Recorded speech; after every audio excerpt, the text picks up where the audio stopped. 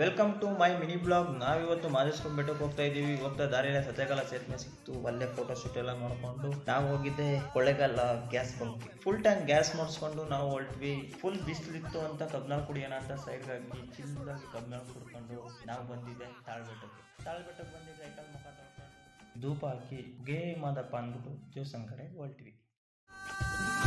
ನಿನ್ನ ಪೂಜೆಗೆ ಬಂದೆ ಮಹಾದೇಶ್ವರ ಎಲ್ಲ ಕರುಣದಿ ಕಾಯೋ ಮಹಾದೇಶ್ವರ ಯಾರ ಸೇತ ಹಮೇ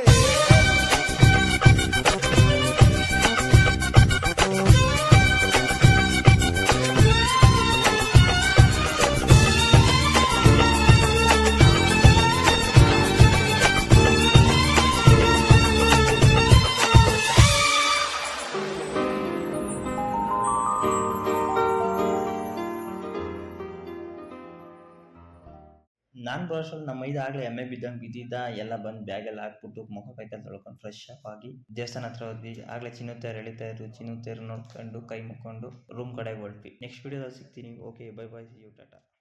ಒಮ್ಮೆ ಚಂದದಿ ನೋಡ